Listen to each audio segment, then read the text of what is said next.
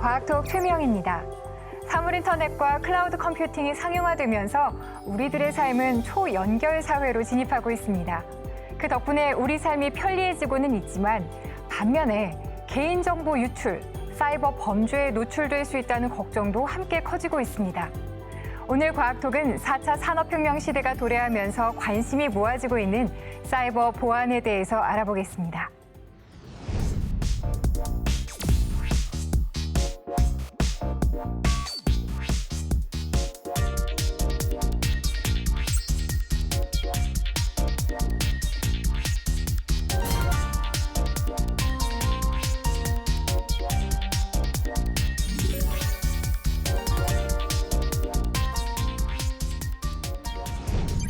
네, 4차 산업혁명이 열리면서 우리 삶에 새로운 변화들이 나타나고 있는데요.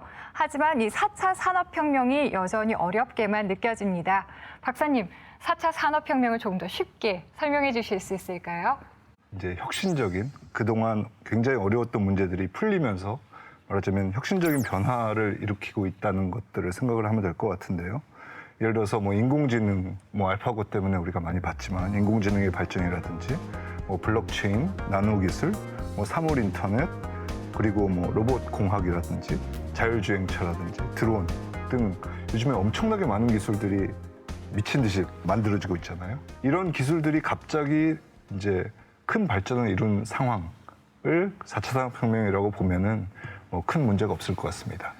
혹시 최현석 박사님께서는 우리 삶에 정말 4차 산업혁명이 깊숙이 들어와 있구나라고 느끼신 적이 있으신가요? 그 알파고 인공지능인 알파고하고 그다음에 이세돌 구단이 바둑 시합을 해서 4번 지고 겨우 한 번 이겼지 않습니까? 네. 이렇게 이제 지는 걸 보면서 인공지능이 우리가 생각하는 수준보다도 훨씬 빨리 이렇게 발전이 되고 있구나 하는 거를 알면서 이 4차 산업혁명에 대해서 좀 더 많은 관심을 가져야 되겠구나 하는 거를 이런 생각을 갖게 되지 않았나 하는 생각이 듭니다. 네, 김명수 박사님께서는 어떠세요? 글쎄요, 그러니까 우리가 이제 지난해부터 이 4차 산업혁명 이 얘기를 많이 하는데 우리나라하고 몇몇 나라들이 많이 이 용어를 쓰고 또 어떤 데서는 4차 산업혁명이라는 게 실체가 뭐냐. 지금은 우리가 컴퓨터라는 것이 우리 일상생활하고 연결이 안 된 것이 없고 모든 것이 다 연결돼서 이제 초연결 사회, 지식정보 사회 이런 얘기를 하잖아요. 그게 4차 산업혁명인지 아닌지 이것보다 사이버 세계, IT와 연결된 사이버 세계와 현실 세계가 다 이렇게 이제 연결이 돼 있는 그런 것은 맞는 것 같아요. 네. 한선아 박사님께서는 어떠신가요? 그 4차 산업혁명을 사실은 나라별로 굉장히 다른 용어로들 많이 이야기를 하잖아요. 미국 같은 경우에는 디지털 트랜스포메이션이라고도 이야기를 하고, 일본은 소사이어티 5.0, 인더스트리 4.0 여러 가지로 이야기를 하는데 저는 4차 산업혁명의 핵심은 사이버 피지컬 시스템이라고 생각을 해요. 지금 김명수 박사님께서도 말씀을 하셨지만 사이버 세계가 여기 있고 또 우리 현실 세계가 있는데 이 데이터를 통해서 사이버 세계와 현실 세계가 끊임없이 소통을 하면서 계속해서 발전을 해나가는 그런 것이 이제 사이버 피지컬 시스템이다라고 말씀을 드릴 수가 있고요. 이게 4차 산업혁명의 본질이 아닌가. 그리고 그것을 이끌어 나가는 것은 역시 인공지능과 빅데이터겠다 생각을 하고요. 최현석 박사님 말씀하신 것처럼 이세돌 이야기했는데 이세돌 기사가 알파고한테 이긴 최후의 인류라는 이야기도 있습니다. 네, 이렇게 세상이 편리해진 만큼 다른 이면이 있는데요. 아마 보안 문제가 아닐까 싶습니다. 아마 이렇게 보안과 관련해서 문제점이 생길 수 있는 몇 가지 사례 말씀을 부탁드릴게요. 굉장히 잘 알려진 사고 중에 하나는 자동차를 원격에서 해킹을 해서 자동차를 또랑에다가 이제 박도록 했던 찰리 밀러의 사례도 있을 뿐더러 금융 관련된 요즘에 거래소 해킹 사고도 있고 지금 새로 나오고 있는 많은 기술들이 이런 종류의 드론을 떨어뜨린다든지 그래서 저희가 생각하는 거의 4차 산업혁명 기술들 중에 지금 보안 문제가 없었던 기술은 하나도 없는 것 같습니다. 그러면 이렇게 기술이 발달하면서 보안 문제도 굉장히 복잡해질 것 같은데요. 이런 양면성을 어떻게 이해할 수가 있을까요? 크게 두 가지로 볼 수가 있을 것 같아요. 그러니까 이제 아까 말씀드렸듯이 이제 신기술인데 모든 신기술을 구현을 하려면은 과거의 기술도 꼭 필요하고요. 그다음에 그 신기술 자체도 필요합니다. 그러니까 예를 들어서 드론 같은 경우도 예를 들어서 통신 채널을 뭐 암호화를 안 한다든지 이런 것들은 뭐 당연히 암호화하면 되는데 그냥 새로운 산업군이기 때문에 이해를 못해서 못하는 경우가 굉장히 많고요. 근데 반면에 이런 기존 취약점 이외에 4차 산업혁명 기술 자체에 내재된 이제 새로운 취약점들이 있습니다. 이런 취약점들은 실질적으로 정말 새로운 기술 자체에 있는 거기 때문에 우리가 아직도 이해를 못하고 있고 앞으로 이런 취약점들을 미리미리 찾아내야지 우리가 좀 더 안전한 4차 산업혁명 기술을 만들 수 있는 게 아닌가. 그리고 이것들을 실제로 우리가 이용할 수 있는 시대가 되지 않을까 이렇게 생각을 하고 있습니다. 그렇다면 지금 현재 이 사이버 보안 기술은 어디까지 와 있고 또 연구는 어떻게 진행이 되고 있나요? 뭐 일반적인 사이버 보안 기술은 계속해서 발전을 하고 있습니다. 새로운 공격 기술이 계속 나오고 그다음에 그거에 대한 새로운 방어 기술도 계속 나오고 그래서 이미 보안이라는 게 뭐 한 50년 가까이 40년 가까이 굉장히 이제 현대 보안이 이루어졌는데 계속해서 보안은 발전을 하고 있습니다. 그거는 보안의 발전은 사실은 수비만 발전하는 게 아니라 공격도 발전하고 공격의 발전과 더불어서 공격이 계속해서 수비도 계속해서 발전이 되고 있고 그러면서 새로운 기술이 나올 때마다 새로운 보안 취약점들도 끊임없이 나오고 있는 상황이라고 얘기할 수 있습니다. 이건 좀 다른 질문인데 그러니까 다른 관점인데 그런 좋은 기술들을 개발하는 사람이 있는데 그걸 해킹해서 이렇게 남을 해치려고 하는 그런 걸 만드는 사람들은 그걸 왜 만드는 거예요? 어떤 이익을 보는 거예요? 그거는 공격자가 어떤 목표로 그런 공격을 만드느냐는 사실은 뭐 여러 가지 의미들이 있을 수 있는데요. 예를 들어서 그걸 통해서 돈을 버는 사람도 있고요. 그리고 그걸 이용해서 테러를 하는 사람도 있고 그리고 이제 저 같은 사람도 공격자인데요. 이제 저는 이제 취약점을 찾아서 이제 새로운 취약점을 찾아서 그 인더스트리들한테 그런 산업군한테 미리 가르쳐줘서 이런 걸 고쳐라 이런 문제들이 앞으로 있을 수 있다라는 생각을 가지고 고쳐드리기도 합니다. 실제로 이제 랜섬웨어를 만드는 사람들 같은 경우는 조직 범죄화 돼가지고 돈을 벌기 위해서 여러분의 PC를 감염시키고 돈을 벌고 있거든요. 그래서 뭐 목적은 사실 상당히 많습니다. 이란의 그 원자력 발전소를 공격을 했던 미국이랑 이스라엘이 공격을 했다라고 알려져 있는데 거기 같은 경우는 실제로 이란의 원자력 발전을 이제 멈추게 하려고 실제로 이제 그런 공격을 했던 거죠. 그러니까 공격을 하는 사람들은 다 나름대로 이유가 있는 거고 뭐 특별히 나쁜 마음을 가져서라기보다는 지금 현대는 어떻게 보면은 공격을 통해서 정보를 수집을 하고 어떤 사람들은 공격을 통해서 돈을 벌고 어떤 사람은 공격을 통해서 말하자면 자신의 이념을 이야기하는 핵티비스트 같은 사람들도 있습니다. 네, 근데 이제 해킹이 꼭 나쁜 거라고만 생각을 하시면 안 되겠는 게요. 네. 예를 들어서 우리가 공항에 요즘에 드론을 띄우면은 비행기가 착륙을 못 합니다. 그러면은 이 드론을 치우는 기술이 필요하거든요. 이걸 요즘에 안티 드론이라고 얘기를 하는데 안티 드론 기술은 그야말로 해킹 기술입니다. 근데 사실은 이게 그런 공격들을 막는 공격 기술인 거죠. 그래서 모든 공격이 다 나쁘다. 그래서 이렇게 용어가 우리는 예. 해킹하면 나쁜 뜻으로 네. 알고 있어서. 그렇죠. 그래서 이제 보통 이제 얘기를 할 때 화이트햇 해커, 블랙햇 해커라고 우리가 나눠서 얘기를 하는 것 자체가 어떻게 보면 좋은 해킹도 있고 나쁜 해킹도 있기 때문에 그렇게 얘기는 할 수 있습니다. 방금 안티드론에 대해서 이야기를 네. 해주셨잖아요. 근데 네. 사실 앞으로는 이 드론이라든지 자율주행 자동차 같은 것들을 누군가 해킹을 통해서 조작할 수가 있는 것들이 굉장히 큰 문제로 다가오지 않을까 싶어요.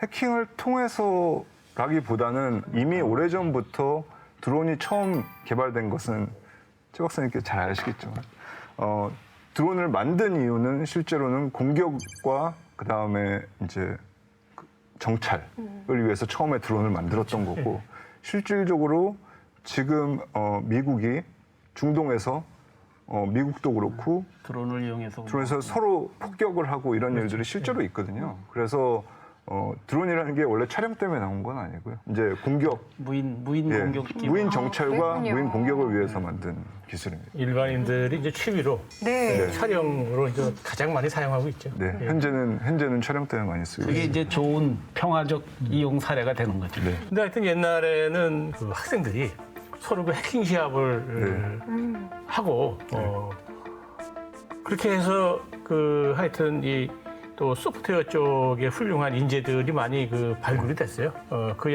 그분들이 또 나중에 이 해킹을 막는 그런 쪽 회사에 가서 이제 또 큰 일들도 하고는 있지만 어떻든 해킹의 그 해자가 우리가 생각할 때 이 한문에 그 해로운 이 겹쳐가지고 해킹이라고 하면 무조건 이게 좀 부정적으로 맞아요. 안 좋은 의미로 다가오는. 안 좋은 의미로 받아들여지고 있고 저는 저 스스로를 사실 해커라고 사실은 제 학생들이 해킹을 하지만 해커라고 얘기를 하거든요. 그러니까 뭐냐면 항상 미래에 올 문제들을 우리가 미리미리 찾아서 이것들을 고쳐야지 실질적으로 공격으로부터 안전한 거지.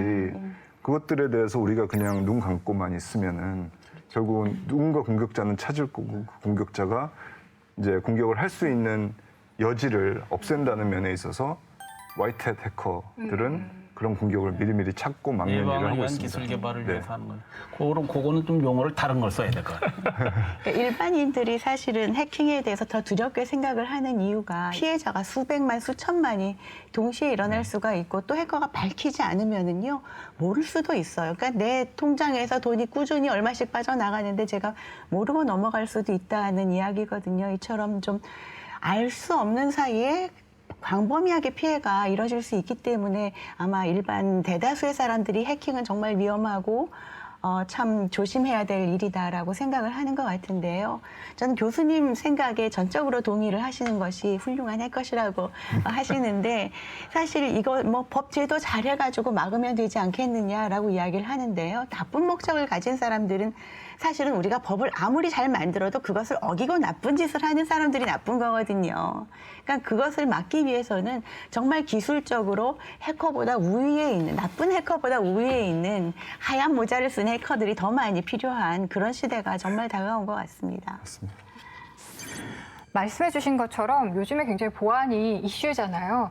또 AI가 굉장히 다양한 산업군에 적용이 되다 보니까 더 불안한 것 같아요. 그래서 이 인공지능 능력이 여러 분야에 걸쳐질수록 보안 취약점도 더 복잡해지는 게 아닌가 하는 생각이 들거든요.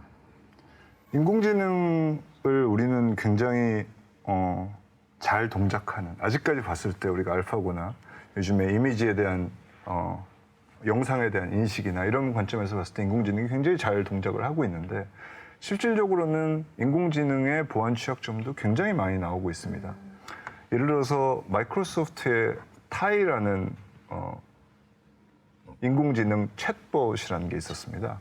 이건 트위터를 사용하는, SNS를 사용하는 앤데 사람들이 뭐라고 얘기를 하면 얘도 따라서 얘기하고 뭐 이런 사람들과 SNS를 통해서 이제 자동으로 대화를 하는 로봇 같은 거였는데 어느 날 이 친구가 히틀러는 정말 세상을 위해서 좋은 일을 한 사람이다라고 얘기를 했습니다. 그게 뭐냐면 인공지능이라는 게 혹은 우리가 머신러닝이라고 기계학습이라고 얘기하는 것도 어쨌든 학습을 하는 거고요. 학습하는 단계에서 말하자면 잘못된 데이터로 학습을 시켰을 때는 언제든지 이제 나쁜 인공지능을 만들 수가 있는 거고요. 그렇기 때문에 실제 이제 학습 단계에서 나쁜 데이터들이 섞이지 않도록 하는 게 굉장히 중요한 거고, 또 거꾸로 요즘에 뭐 얼마 전에 이제 작고하신 스티브 호킹이나 이런 분들이 걱정하는 문제는 결국은 뭐냐면 정말 악마 같은 인공지능을 누군가 개발을 해서 로봇이 말하자면 인류를 공격하는 시대가 올 수도 있다라고 생각을 하고 있고요.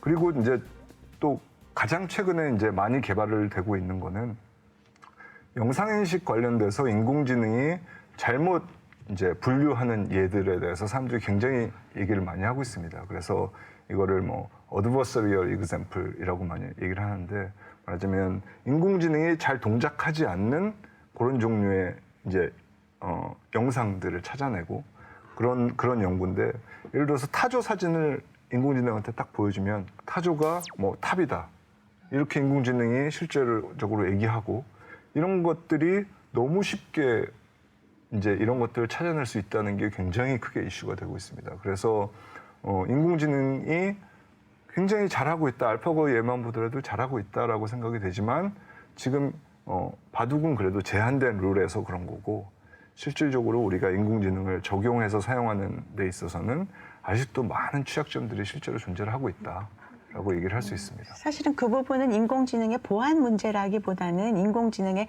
학습 문제라고 볼 수가 있는 것 같아요. 그래서 인공지능이 예전에는 교수님 말씀하신 것처럼 아주 잘 정해진 룰이나 아니면 사람들이 훈련시키는 것만 가지고 공부를 해서 그 바운더리 안에서 어떤 판단을 하고 예측을 하고 했었는데 지금은 사람들이 가르쳐주지 않는 것까지 unsupervised learning이라고 그래서 가르쳐주지 않는 것까지 그리고 자기 스스로 진화하면서 학습을 하는 그런 기능들을 인공지능에 탑재를 하다 보니까 이제 얘가 어디로 튈지 모르는 거죠. 그래서 이 학습을 어느 선까지 하고 멈추게 할 것인가 또는 어떤 자료들은 보게 하고 어떤 자료들은 보지 않게 할 것인가 이런 학습의 과정에 대한 그런 연구가 필요한 단계에 온 것 같습니다. 제가 아까 초반에 이제 보안의 정의에 대해서 사실은 얘기를 하고 넘어갔었어야 되는데 이제 그런 쪽 얘기를 안 했는데요. 그러니까 공격이라는 거를 우리가 이제 일반적으로 아는 사이버 해킹이라는 거는 뭔가 어떤 컴퓨터를 장악을 하고 이런 것들만을 사실은 뭐 보안이라고 많이 생각을 하지만 어떻게 보면은 어떤 서비스건 간에 이 서비스가 제대로 동작하지 않도록 만드는 모든 것을 실제로는 보안이라고 정의를 하고 있고요. 그래서 예를 들어서 지금 뭐 인공지능 같은 경우도 인공지능이 제대로 영상을 말하자면 분류하지 못하도록 고의적으로 만들어내는 것도 보안에서는 취급을 하고 그러니까 있고요. 뭔가 악의적인 네. 그 모두- 행위가 예. 들어가면 그것을 맞습니다. 보안이다. 예, 그건 보안으로 보고 있습니다. 그러니까 예를 들어서 자율주행차 같은 경우에 예를 들어서 뭐 자율주행차가 제대로 동작을 하기 위해서는 카메라 센서 혹은 뭐 라이다라고 얘기를 하는 뭐 빛을 이용해서 어쨌든 자율주행차는 눈이 있어야 동작을 하거든요. 근데 예를 들어서 눈에다가 레이저 포인터를 쏘면 160km로 달리던 차가 이제 눈을 못 보게 되는 거죠. 그러면 갑자기 얘가 뭐를 해야 될지를 판단을 못 하게 되는 거고 사고가 나는 거죠. 그러니까 이런 것조차도 사실 굉장히 간단한 공격인데 이것들이 실질적으로 인류에게는 앞으로 큰 영향을 줄 수가 있는 문제인 거고요. 그리고 카메라 센서 같은 경우도 이제 주로 인공지능이랑 결합된 카메라 센서는 뭔가 우리가 유튜브 비디오, 차가 지나가는 유튜브 비디오를 보여주면 얘는 차가 지나간다라고 얘기를 해요. 보통 인간들은 TV에서 유튜브 비디오에 차가 지나가네라고 얘기를 하지만 카메라 센서는 그냥 차가 지나가네라고 얘기를 하는 거죠.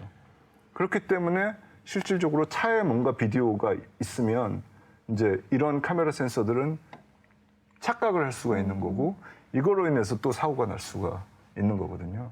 결국은 뭐냐면 아직도 인공지능이라는 게 인간 지능이랑은 굉장히 다른 거고 인간이 보는 눈과 아직 기계가 보는 눈 사이에는 차이가 있는 거고 이 차이를 잘 이용하면은 재미있는 혹은 무서운 공격들을 만들어낼 수가 있는 거겠죠. 지금 인공지능도 취약점이 좀 있다라고 네. 말씀을 하시니까 사실은 제가 좀 여쭤보고 싶은 게 있는데요. 한동안 비트코인이 굉장히 이슈였잖아요. 이때 네. 나왔던 얘기가 블록체인은 해킹에 안전하다라는 얘기가 있었어요. 그럼에도 불구하고 사실 거래소는 굉장히 많이 해킹이 네. 됐단 말이죠. 이런 일은 도대체 왜 일어나는 건가요? 거래소는 실제로 블록체인의 안전성이랑은 아무 상관이 없습니다. 거래소 해킹 같은 경우는 기존의 뭐 포털 같은 게 해킹당하는 거랑 거의 비슷한 정도의 해킹 실력이 있으면은 거래소 해킹을 할 수가 있습니다. 그래서 사실 거래소를 안전하게 구현하는 게 굉장히 중요한 거고요. 그래서 그리고 이제 뭐 블록체인은 안전하다라고 얘기를 하는 거는 블록체인에서 보장해주는 안전성이라는 거는 몇 가지 성질만 안전합니다. 뭐냐면 데이터가 바뀌지 않았다는 증명. 그 다음에 데이터 뭔가 이벤트들이 일어나는데 이 이벤트들 사이에 순서가 바뀌지 않았다. 이게 블록체인이 보장해주는 안전성 두 가지입니다. 이 두 가지 이외의 것들은 뭐 각각 블록체인마다 더 추가적으로 제공을 하고 싶어는 하지만 블록체인 자체는 그것만 제공을 해주고 있는 거고요. 그래서 블록체인이 안전하다는 거는 딱 그거만이고 실질적으로 지금 나와 있는 뭐 지금까지 제일 오래됐던 비트코인이라든지 이더리움 같은 경우도 지난 한 2년, 3년간 굉장히 많은 논문들이 그리고 실질적으로 취약점이 실제로 나와가지고 패치가 계속해서 이루어지고 있거든요. 아까 말씀드린 대로 새로운 기술이 만들어지면 그 새로운 기술에 내재된 보안 문제들이 항상 있고 이런 보안 문제들은 끝이 없습니다. 그러니까 가장 간단한 예로 비트코인이 구현이 되려면 인터넷이 필요하거든요. 뭐 비트코인 모든 블록체인 기술에는 인터넷이 필요합니다. 근데 우리 인터넷이 안전한가요? 인터넷이 안전하지 않거든요. 그렇기 때문에 사실은 안전하다는 거는 그 몇 가지 가정이 있을 때 그럴 때 요것만이 안전하다라고 얘기를 하는 게 정확하게 보면 맞는 거고요. 그렇지만 여전히 비트코인이나 뭐 블록체인이 약속하는 몇 가지 좋은 방향들에 대해서 사람들이 동의를 하고 이거에 대해서 계속해서 기술을 발전시키고 있는 상황이라고 얘기를 할 수 있는 거죠. 그렇군요. 그래서 저는 이것도 좀 궁금하더라고요. 요즘에 IoT 시대에 접어들면서 사실은 굉장히 다양한 가전제품에 저희가 인터넷이 접속이 되어 있잖아요. 이걸 넘어서서 네. 이제 의공학이나 뇌과학이 발전하면서 보안 취약성 같은 것들이 더 커질 것 네. 같거든요. 어떤 일들이 나타날까요?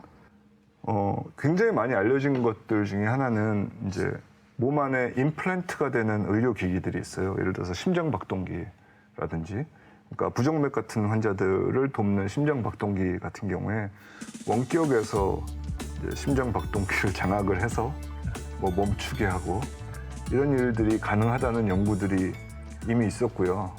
그래서 그건 뭐 2005년, 2006년 이때 이미 알려졌고, 이제 그거를 통해 가지고 실제로 FDA에서 이제 의료기기에 대한 보안 가이드라인 같은 거를 이미 만들었었어요. 사실 재미있는 거는 이제 뇌과학인데요. 뇌과학이 한 10년 정도에 굉장히 큰 발전을 이루었어요. 그러니까 평생을 반신불수로 살았던 연세 드신 여자분께서 로봇 팔을 움직여가지고 커피를 이렇게 마시는 장면이 있었거든요. 그 기술이 어떻게 이루어진 거냐면 머리에다가 탐침을 하고 여기서 나오는 뇌에서 나오는 신호를 읽어서 이 사람의 의지를 말하자면 로봇한테 전자신호로 바꿔서 전달을 해서 커피를 마신 거예요. 이거를 보고 저는 이제 무슨 생각을 했냐면 이제 누구의 뇌를 읽을 수가 있구나. 뇌를 해킹을 할 수도 있구나.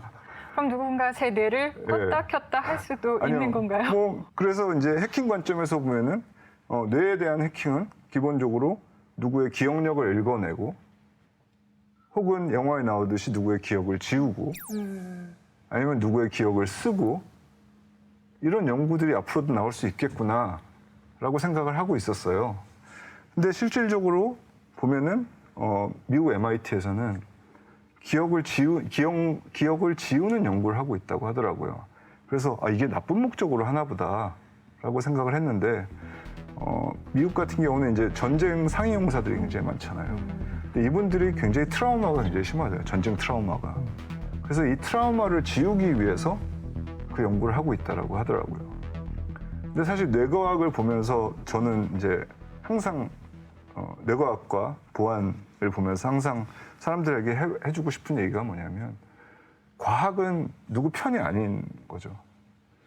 이 과학을 어떻게 쓰느냐에 따라서 정말 반신불수 환자나 전쟁으로 인해서 말하자면 트라우마가 있는 분들의 트라우마를 치료하는데 쓸 수도 있는 거고 혹은 누군가의 머릿속에 들어있는 생각을 읽어내는 데 쓴다거나 누구의 기억을 지우는 데도 쓸 수 있는 거지 뇌과학 자체가 잘못은 아니다 라는 얘기를 하고 이제 싶습니다. 제가 아까 말씀드린 것처럼 개발자와 사용자의 의도가 달라지면 이제 그렇게 네. 나쁜 결과를 초래할 수가 있는 건데 뇌과학 말씀을 하시니까 지금 아까 불구 환자가 자기의 생각을 로봇에 전달해서 했다. 이건 좋은 뜻인 거 아니에요? 현재의 생각을 내가 생각만 한 걸 전달해서 움직여주게 하는. 근데 그게 이제 또 잘못 활용될까 봐 저는 그런 것들 좀 조금 걱정이 되네요. 그런 것들에 대한 보안도 잘 돼야 될 것 같은데. 실질적으로 그런 연구가 진행이 되고 있고요. 요즘에 브레인 컴퓨터 인터페이스라고 해서 머리에 이렇게 쓰면은 뇌파를 읽는 장치들이 있습니다. 근데 최근 연구 결과에 따르면은 그 뇌파를 이용을 해서 말하자면 사용자의 패스워드를 추측을 하는데 추측의 횟수 자체를 줄일 수 있다라는 연구도 실질적으로 있고요. 그리고 요즘에는 이제 그 VR이나 AR 같은 기술들이 많이 나오잖아요. 근데 VR이나 AR을 하다 보면은 이제 뇌파를 읽는 것을 이용을 해서 감정을 읽는 연구를 하는 사람들이 꽤 있습니다. 감정을 읽는 연구를 하는 거의 가장 큰 이유는 어떤 광고를 보여줬을 때 광고에 대한 피드백을 광고주가 얻을 수 있다면 사실은 엄청난 돈을 벌 수 있는 방법이거든요. 지금 뭐 구글이나 페이스북은 뭐 굉장히 많은 회사들이 광고를 열심히 하고 있지만 사용자가 이 광고를 보고 어떤 생각을 가지고 있는지 사실 모르는데 요즘에 뇌과학이나 이런 쪽에서의 연구는 어떻게 보면은 이 사람의 이제 생각 혹은 감정에 대해서 읽으려는 연구를 하고 있고요. 이게 어쨌든 기술 뭐 굉장히 불편하시겠지만 기술 입장에서는 이게 새로운 시장을 만들어내는 거고 그렇기 때문에 이런 연구를 하는 사람들은 계속 늘어나고 있습니다. 저는 그 브레인 컴퓨터 인터페이스에서 조금 궁금한 게 있는데요. 이 사람의 머릿속에는 정말 오만 가지 생각이 어떤 때는 정반대되는 생각들이 막 왔다 갔다 하잖아요. 예를 들어서 이 앞에 케이크 있는데 제가 이제 로봇팔이 있어요. 근데 이거 먹고 싶다, 맛있겠다 하는 생각과 먹으면 살찔 텐데 하는 생각이 두 가지가 사실은 공존하거든요. 그런 거를 구별해내야 어떻게 읽어서 움직이게 할지 인터페이스로서 작용을 할지 그게 참 궁금해요. 저는 앞으로 이제 지금 우리가 그 4차 산업혁명 시대로 가서 이렇게 모든 것들이 이제 발전되고 있는데 한 측면에서는 한 지역에서는 다시 그 구시대로 가는 그러니까 인터넷이 없는 그런 어떤 도시도 만들어질 것 같아요. 그러니까 예를 들어서 어떤 돈 많은 사람이 예를 들어서 은행에다가 저금을 했는데 자기도 모르게 반이 없어져 버렸어. 그러면 이제 앞으로 어떤 시대가 벌어지냐면 이제 믿을 수가 없는 거예요. 믿을 수가 없기 때문에 직접 옛날처럼 직접 가서 은행에 가서 거래하는 거 이외에는 취급하지 않는 그런 은행을 찾아서 가는 그런 사람들도 생길 거예요.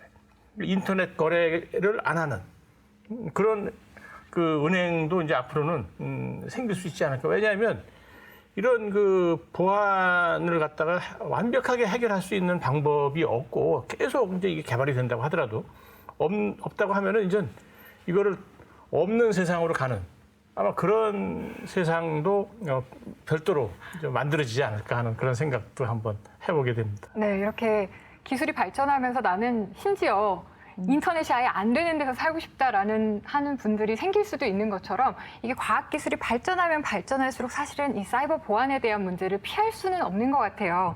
그런 측면에서 이 사이버 보안 강화에 대한 정책이라든지 산업계의 입장은 어떤가요? 그 어떤 산업체이냐에 따라서 굉장히 다르고요. 그러니까 예를 들어서 자동차 산업 같은 경우에 찰리 멜러가 해킹했던 2015년 전과 후가 완전히 달라졌거든요. 그래서 찰리 멜러가 해킹을 했을 때 미국의 집 체로키가 엄청나게 큰 벌금을 맞고 그 다음에 리콜을 엄청나게 많이 했었어야 됐어요. 그러고 나니까 갑자기 전 세계의 자동차 회사들이 엄청나게 많은 보안 인력들을 고용을 하기 시작을 했어요. 그러니까 이게 사실은 의료기기 회사들도 마찬가지고요. 의료기기 회사들도 몇 번의 취약점이 공개가 되고 이것들에 대해서 저희 소비자들이 막 이제 뭐라고 얘기를 하기 시작하니까 그때부터 변하기 시작을 한 거거든요. 소비자들의 이제 압력이 어떻게 보면은 그런 회사들을 변화시키는데 중요한 역할을 줄 것 같고요. 우리나라 같은 경우는 포지티브 규제, 네거티브 규제 같은 얘기를 많이 하는데 보안에 대해서는 사실 포지티브 규제를 굉장히 많이 하는 편입니다. 그래서 뭐를 해라 라고 얘기를 하지만 사실 제가 걱정되는 문제 중에 하나는 그러면은 이 뭐 AI의 보안도 해라.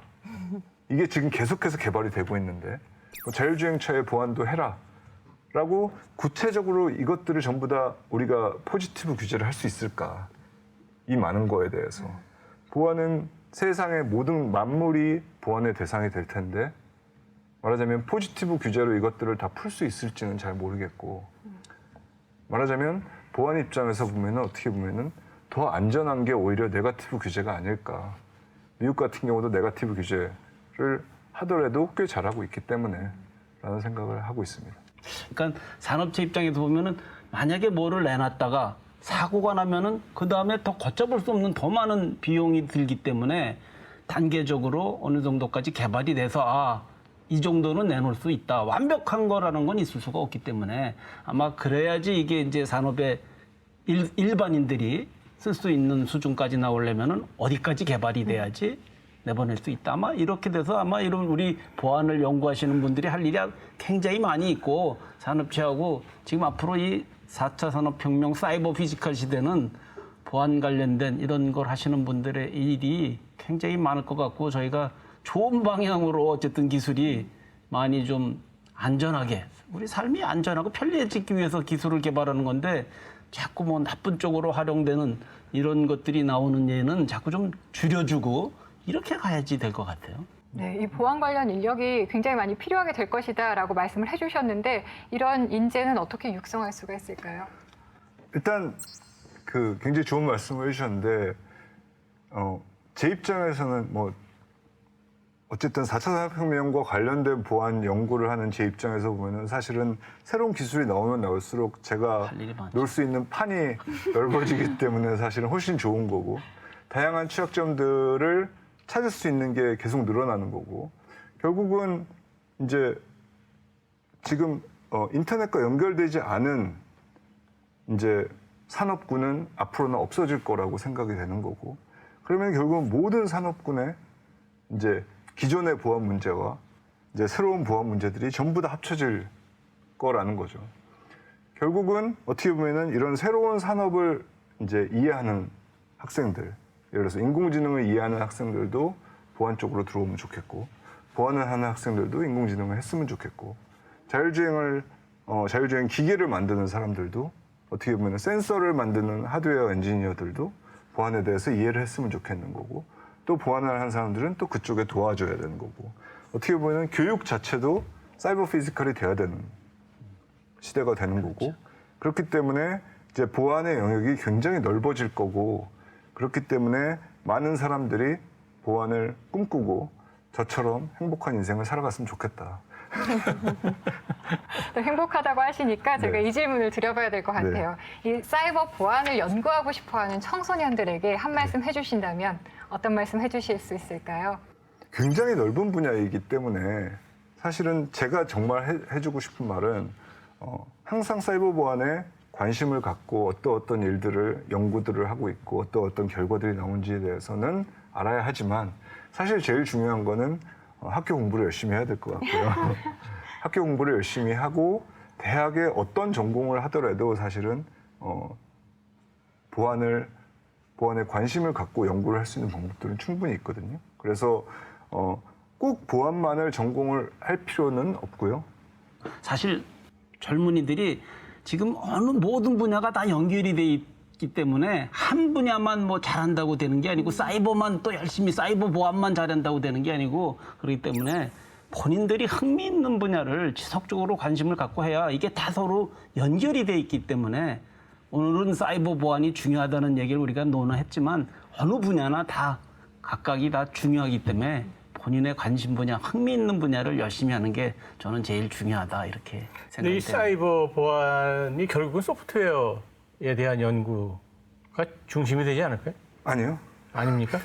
왜냐하면 예를 들어서 아까 말씀드렸던 뭐 카메라 센서 혹은 라이다라고 얘기하는 빛을 이용한 레이더 같은 것들 이런 것들은 완전 하드웨어거든요. 그래서 앞으로 하드웨어 소프트웨어가 거의 같이 사용이 되면서 발전이 될 거라고 생각이 되고요. 하드웨어와 소프트웨어 사이가 이제 서로 만나면서 사실 AI가 이제 소프트웨어라고 하지만 사실 AI를 소프트웨어라고만 하기에는 하드웨어가 없으면 안 되죠. 너무 구현이 안 이제 되죠. 좁은 거고 뭔가 이제 다양한 산업군들이 결국은 이제 계속해서 섞여지는 시대, 융합이 일어나고 있는 시대라고 보시면 될 것 같습니다. 그래서 이건 좀 진부한 얘기가 될 수도 있겠지만 결국 문제는 창의력이다 이렇게 말씀을 드려야 될 것 같아요. 정말 다양한 분야에서 어떤 문제가 어디서 어떻게 발생할지 모르는 거잖아. 이미 알고 있는 거는 학교에서 배우고 공부를 하면 되는데 그렇지 않은 전혀 상상하지 못했던 일에 대한 대비를 하고 또 그런 기술들을 또 만들어야 되는 것이기 때문에 정말 창의력이 있는 교육 환경이 시급하다. 네, 오늘 저희 이렇게 사이버 보안에 대해서 이야기를 나눠봤는데요. 오늘 어떠셨나요? 이 4차 산업혁명의 주인공은 사이버 보안이다 하는 이런 생각이 듭니다. 그리고 참 그 앞으로 우리 청소년들이 앞으로 이 사이버 보안 쪽에 내가 한번 그 연구를 해보고 싶다라고 했을 때 청소년 시절에 어떤 준비를 해야 될까 이런 부분에 대해서 상당히 참 그 궁금해할 것 같은데 우리 그 한선아 원장님이 말씀하신 것처럼 많은 독서를 통해서 지금 그냥 창의력을 이렇게 길러두면 다양한 분야에 두루두루 이렇게 그 인재가 되지 않을까 이렇게 생각이 듭니다. 저는 사실 마지막으로 한 가지 말씀드리면 보안을 이제 굉장히 좋아하고 뭐 취약점 찾는 거를 좋아하는 가장 큰 이유는 항상 문제점을 찾는 거를 먼저 생각을 하게 돼요. 취약점이라는 게 결국은 문제점을 찾는 거고 세상을 봤을 때 그냥 그대로 믿는 게 아니라 이게 잘못될 수도 있는데라는 생각을 하는 게 어떻게 보면 학생들에게 굉장히 다른 생각을 할 수 있는 기회를 주는 것 같아서 보안을 전공을 안 하더라도 보안에 관심을 갖고 바라봄으로써 문제의식 같은 거는 굉장히 키울 수 있다고 생각을 합니다. 네, 오늘 네 분 말씀 감사합니다. 과학과 국민이 소통하는 시간 과학톡이었습니다. 시청해주신 여러분 고맙습니다. 네, 오늘 고생하셨습니다. 네. 그런데 이렇게 초연결 사회가 되면 사실 더 불편한 것들이 좀 생길 것 같아요. 재밌어질 것 같아요. 어떤 게 더 재밌어질까요? 우선 초집이 잘 되겠죠? 네. 초를 연결하려면 초가 많이 필요하잖아요. 또 방심하다 당했네요.